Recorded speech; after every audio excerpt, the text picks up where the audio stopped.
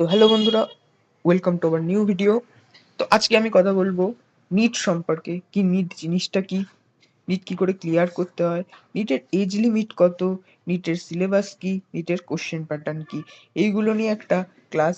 তুমি যদি সবে মাধ্যমিক দিয়ে ওঠো বা সবে 11-এ সদা স্টার্ট করো 11, তখন এই কোশ্চেনটা তোমার মধ্যে থাকে যে অনেক স্টুডেন্টসরা অনেক টিচাররা সবসময় নিট নিট শব্দটা ইউজ করতে থাকে।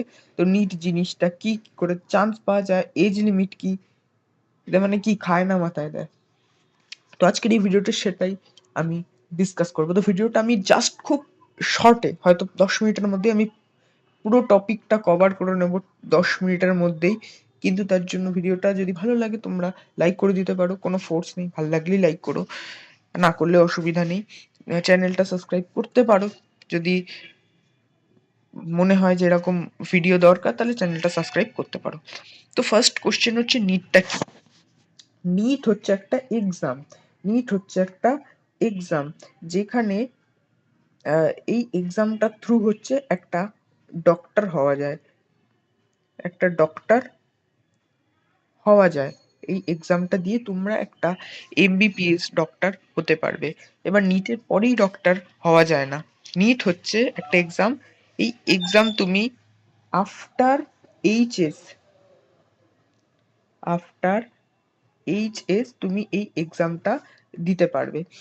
আফটার এইচএস এই এক্সামটা তোমার মানে তুমি দিতে পারবে, আফটার এইচএস এই এক্সামটা তুমি দিতে পারবে। তো নিটের সিলেবাস যেটা হচ্ছে, সিলেবাস হচ্ছে ক্লাস ক্লাস 11 আর ক্লাস 12-এর ফুলটাই হচ্ছে সিলেবাস। এটাই হচ্ছে সিলেবাস নিটের।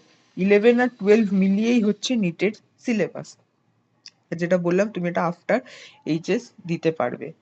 আর নিট থেকে ডক্টর হয়। এবার নিট থেকে অবভিয়াসলি ডাইরেক্টলি তো ডক্টর হওয়া যায় না। নিট থেকে ডক্টর হওয়ার জন্য কিছু কিছু প্রসেস আছে। যেমন নিট এক্সামে, এই নিট এক্সামে চান্স পেলে তুমি চান্স পাবে হচ্ছে এমবিবিএস করার, এমবিবিএস করার যে কোনো গভর্নমেন্ট মেডিকেল কলেজে। মেডিকেল কলেজ সেটা গভর্নমেন্ট হতে পারে, প্রাইভেট হতে পারে, সাব গভর্নমেন্ট হতে পারে, সেটা ডিপেন্ড করছে তোমার মার্কসের ওপর। এবার নিটের হচ্ছে মানে কোশ্চেন প্যাটার্নটা কি, কোশ্চেন প্যাটার্ন হচ্ছে টোটাল 180টা, টোটাল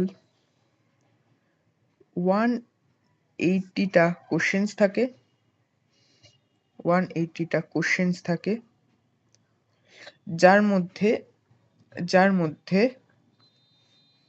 90টা থাকে হচ্ছে বায়োলজি, বায়োলজি 90টা বায়োলজির কোশ্চেন থাকে, 45টা থাকে হচ্ছে ফিজিক্সের, আর 45টা থাকে হচ্ছে কেমিস্ট্রির, কেমিস্ট্রি। তো এটা বুঝতে পারলে। আর টাইম তোমাদের দেয়া হয়, টাইম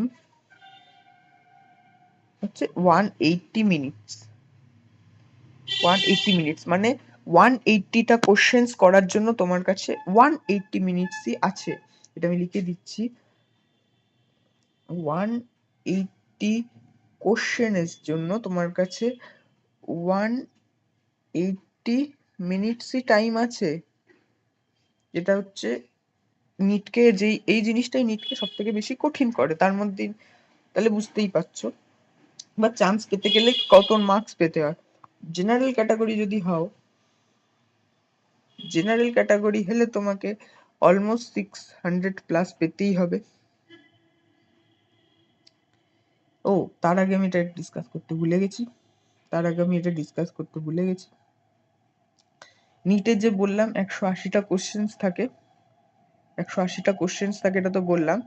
পার কোশ্চেনের মার্কস হচ্ছে 4 মার্কস করে, পার কোশ্চেনের হচ্ছে 4 মার্কস +4। আর রং গেলে মানে ভুল উত্তর হলে, রং অ্যান্সার হলে -1। এটা হচ্ছে সিস্টেম। রং অ্যান্সার হলে -1, পার কোশ্চেনের জন্য +4। ওকে, টোটাল তাহলে হলো তাহলে হলো টোটাল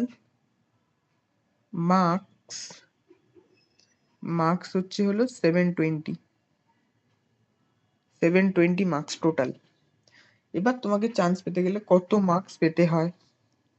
তোমাকে বেসিক্যালি জেনারেল ক্যাটাগরির জন্য 600+ পেতেই হবে আউট অফ 720-তে।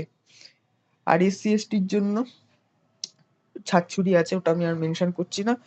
2025-এর কথা এবার যদি বলি, আমি 2025-এর কথা বলি, মানে যেটা লাস্ট ইয়ার এক্সাম হয়েছিল, 2025 কোশ্চেন, ফিজিক্স কোশ্চেন আর কেমিস্ট্রি কোশ্চেন কঠিন হয়েছিল। ফিজিক্স কোশ্চেনটা যথেষ্ট টাফ হয়েছিল, আর কেমিস্ট্রি কোশ্চেনটা লেন্দি হয়েছিল। বায়োলজি কোশ্চেন খুব সোজা হয়েছিল। কিন্তু যাই হোক, 2025-এ জেনারেলের কাট অফ গেছে ওই প্রায় 520 আউট অফ 720 এরম গেছে জেনারেলের কাট অফ। ফিজিক্স কোশ্চেন কঠিন হয়েছিল। এবার 2024-এর কথা যদি বলি, আমি জাস্ট অ্যানালাইসিস গুলো বলছি।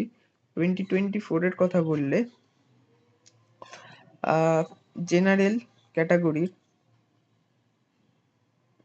আর তার একটা ইনফরমেশন আছে, 2024-এ কোশ্চেন খুব সোজা হয়েছিল, খুব সোজা হয়েছিল। তাই অবভিয়াসলি কোশ্চেন সোজা মানেই বুঝতেই পারছো। এই জেনারেলের কাট অফ প্রায় 650+ চলে গেছিল 720-তে, হ্যাঁ, যেটা খুব বাজে জিনিস। এতটা কাট অফ গেলে চান্স পাওয়ার প্রবাবিলিটি কমে যায়, আর একটু কোশ্চেন কঠিন হলে তোমার চান্স পাওয়ার প্রবাবিলিটি বেড়ে যায়। এবার 2026-এ কি হবে কেউ জানে না, বাট সিলেবাস যেহেতু সবার জানা আছে, ফিজিক্স 11-12-এর সিলেবাস, কেমিস্ট্রি সেম 11-12-এর সিলেবাস, বায়োলজি এটাও সেম 11-12-এর সিলেবাস। সবকটাই 11-12-এর সিলেবাস বেসড। এই 11-12টা ভালো করে পড়লেই তোমরা এই এক্সামের জন্য কোয়ালিফাই করতে পারবে। আর এই এক্সাম তোমরা দিতে পারবে 18+ এজ থেকে, আনলিমিটেড টাইম।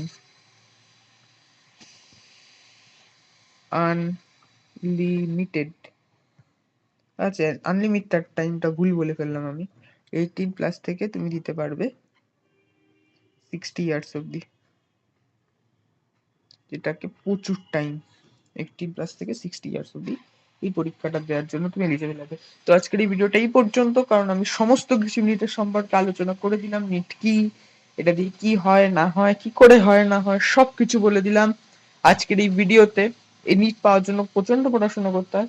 জাস্ট কিছু 5-10 মিনিটের মধ্যেই বলেছিলাম করে ফেলবো। যারা সবে মাধ্যমিক দিয়ে উঠেছো বা সবই 11 উঠেছো, তাদের এই কনফিউশনটা থাকে নিট কি। তো আজকের এই ভিডিওটা এই পর্যন্ত। Thank you for watching.